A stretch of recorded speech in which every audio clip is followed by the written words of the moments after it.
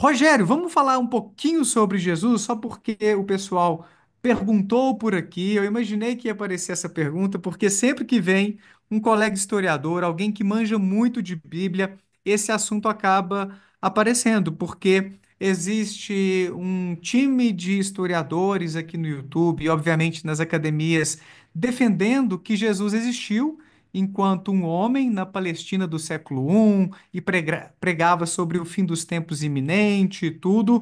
E tem outro grupo de pessoas, uma minoria dentro da academia, mas parece que existe sim uma parcela de historiadores que questionam a existência desse Jesus e talvez até defendam a tese de que ele foi totalmente inventado pelo Império Romano para fins políticos e assim por diante. Eu sei que a sua especialidade é Bíblia hebraica, né? Antigo Testamento. Mas você tem uma posição a respeito disso, da existência ou não de Jesus de Nazaré enquanto homem? Muito bem, Daniel.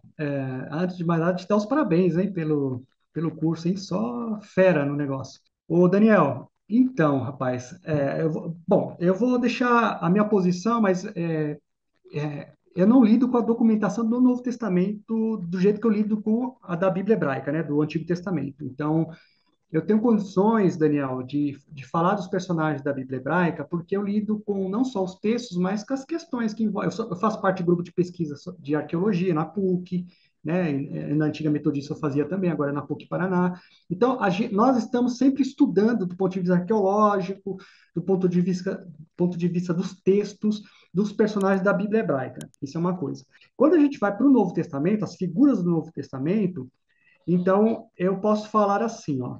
Eu estudei com professores, né, no meu mestrado e doutorado, que tem uma perspectiva da existência do Jesus histórico, da existência, né? Então, eu estudei com esses professores, inclusive, eu tive acesso a algumas documentações, por exemplo, não só os textos das cartas paulinas, né, do cânon cristão, mas outros textos que nós chamamos de textos extracanônicos ou apócrifos, né, para alguma, se você preferir assim. Por exemplo, os textos gnósticos e outros textos que colocam lá a figura de Jesus também que aparece nessas tradições. Então, o Daniel, a minha tendência é dizer que sim, existiu um Jesus histórico, mas não o Jesus da tradição, é igual a gente faz, né? Por quê? Porque de fora, eu não sou, como eu disse para você, eu não sou especialista, mas de fora, o que me apresentaram me dá uma coerência para dizer que nesse momento, sim. Mas, lembrando que ciência é aquela, né, a questão né, dos paradigmas que podem mudar, né, etc, etc. Hoje, se você falar, Rogério, você está mais alinhado, por exemplo, aos miticistas ou por exemplo, aos meus amigos, né, André Chevitarese ou a Juliana Cavalcante. A minha tendência é estar do lado da Juliana e do André, não por causa do Juliano e do André, mas porque outros me apresentaram as perspectivas que o André e a Juliana trazem, outros que eu tive acesso, colegas, né, de publicações, mas também professores, né, da PUC, professores da Universidade Metodista de São Paulo, né, e outros acadêmicos que trabalham o Novo Testamento. Então, talvez seria uma resposta, Daniel, de uma pessoa que está olhando de fora, que não trabalha mais as documentações desse período greco-romano, principalmente do período do Novo Testamento, né? Ah, que já estudou um pouquinho sobre isso, né? Então, a minha tendência de um pesquisador da Bíblia hebraica já teve acesso a algumas conversas e alguns artigos com esses colegas que trabalham no Novo Testamento, minha tendência é estar do lado da historicidade do Jesus de Nazaré, né? Mas é uma perspectiva de um estudioso da Bíblia hebraica, né? Então, Sim, sim. Você não estou é te uma respondendo especialista. Aham. a partir de uma tradição que eu tive, né? De especialistas que Sim. trabalharam o Novo Testamento, que me apresentaram Uhum. documentações do Novo Testamento, e Uhum. então é, seria uma resposta, né? Assim, que eu poderia te dar. Então, Sim, sim, e isso que você falou é muito importante, né, Rogério? Se em algum momento houver uma documentação com evidências inconsistentes e de uma maneira significativa a respeito da existência do homem Jesus, E eu dou o exemplo aqui, às vezes, fazendo uma analogia, as correspondências que Freud trocou com um colega de profissão, falando sobre como a psicanálise estava fracassando. Ele não curou ninguém até então, sendo que em congressos ele estava afirmando que as pessoas estavam ficando curadas e tal. Estava mentindo. Essa é a interpretação de alguns historiadores de Freud. Então você tem uma documentação de que houve uma fraude ali, de que ele distorceu o que ele estava comunicando para as pessoas, escondeu debaixo do pano. Então, só para exemplificar, se a gente encontrar uma documentação assim de um grupo de pessoas ligadas ao Império Romano que estão tramando inventar um homem que fez milagres, que por esse caminho vão pacificar as tensões no Império e vão ter mais controle sobre as pessoas, né? Talvez documentações nessa direção seriam evidências fortíssimas favoráveis a essa ideia de que Jesus foi completamente inventado, diferentemente da tese que a maior parte dos historiadores defende, de que Jesus tenha existido enquanto um homem e lendas, mitos foram sendo acoplados a ele, tornando muito mais grandiosos os seus feitos e tudo aquilo que ele teria, que a gente É, encontra nas narrativas, né? eu acho que o ponto do debate, Daniel, é porque assim, ó, os que defendem a historicidade de Jesus, eles também defendem que o Jesus dos evangelhos é um Jesus mítico. Isso não é um problema, acho que, para o grupo que defende a historicidade de Jesus, né? O Jesus que anda sobre as águas, né? O Jesus que faz milagres, tem toda uma tradição que esse pessoal trabalha, né? O Bart Ehrman, que você citou, né? Que trabalha essas perspectivas a partir né, do mundo greco-romano e tal. Eu acho que o debate, Daniel, como é ciência, né, a gente fala de ciência, então a gente tem que sempre reafirmar isso. A gente tem que trabalhar as fontes. Quais são as fontes, né? Então, que a gente pode trabalhar a respeito da historicidade de Jesus ou não, né? E a questão da cronologia, datar essas fontes, né? Ah, existem fontes do primeiro século, do segundo século, né? Aqueles que defendem um Jesus mítico, totalmente mítico, né, sem a historicidade, colocar suas fontes, né, apresentar suas fontes, e a mesma forma o outro grupo, para que o debate ele possa ter não só um fla-flu, né, porque qual que é o fla-flu, Daniel? Eu sou São Paulino, sou de São Paulo, né, mas assim, o fla-flu que a gente usa como exemplo. Quando nós absolutizamos as nossas verdades. Ah, o Daniel, ele é fluminense. Ah, eu sou Flamengo. O meu time sempre será o melhor que o do Daniel. E a gente não faz aquela análise mais fria, fala, não, o Fluminense jogou bem pra caramba, foi campeão, né, tal. E o flamenguista, vamos supor, e você vice-versa, né? Falar, ah, não, o Flamengo tem um timaço, né, tal. A gente nunca faz isso, né? Porque vira fla-flu.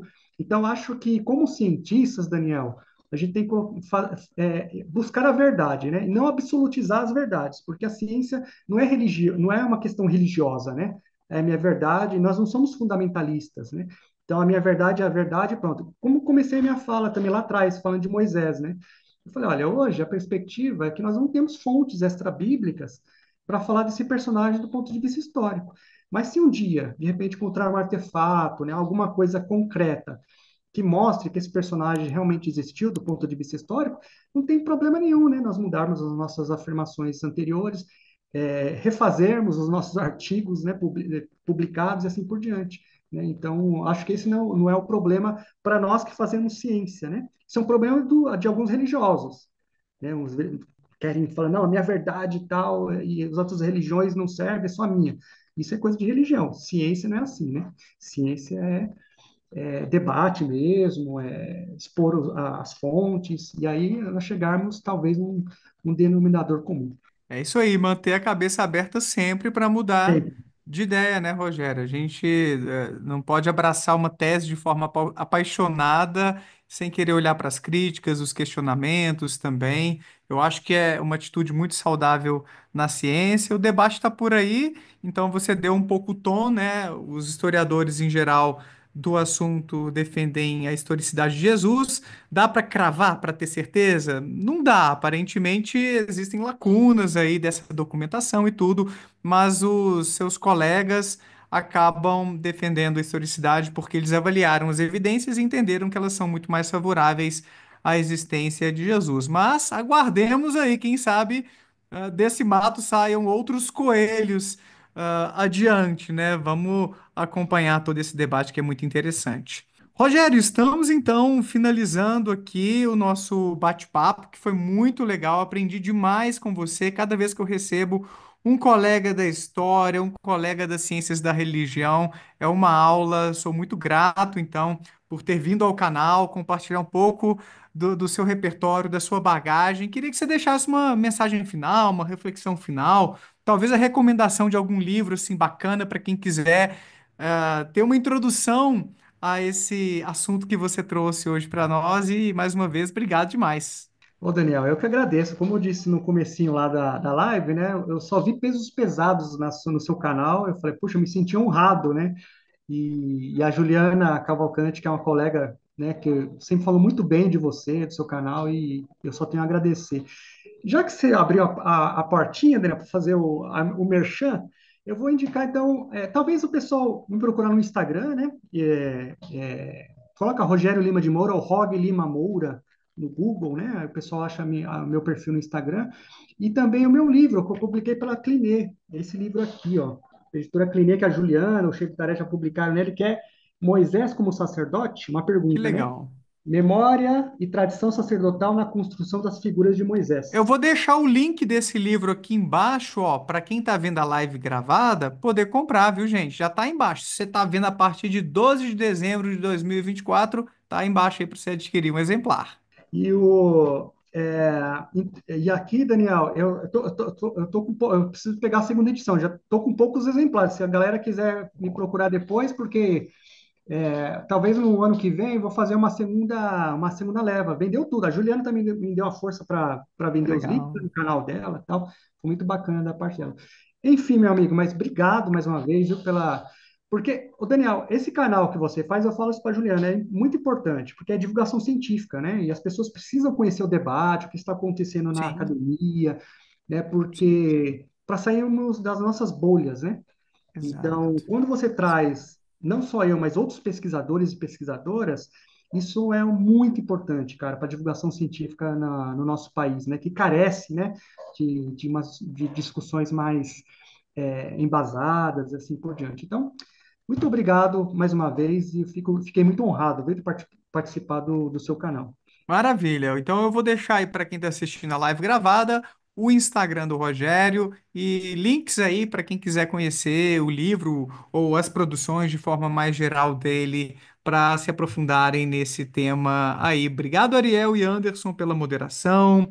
Hanna, Tatá, alguns membros que estavam por aí deixando suas mensagens. Obrigado por participarem sempre, pelo apoio que dão ao canal. Quem não é membro, tá tudo bem, gente. Só de assistirem as nossas lives, deixar o joinha aí, se inscrever para me dar aquela força. Bom demais. E aí, bom ou não, aqui é o Daniel Gontijo. Espero que você tenha curtido esse corte. Clica aqui para ver a live completa lá no meu canal principal e para ver mais vídeos nessa pegada, não deixa de se inscrever por lá e por aqui também.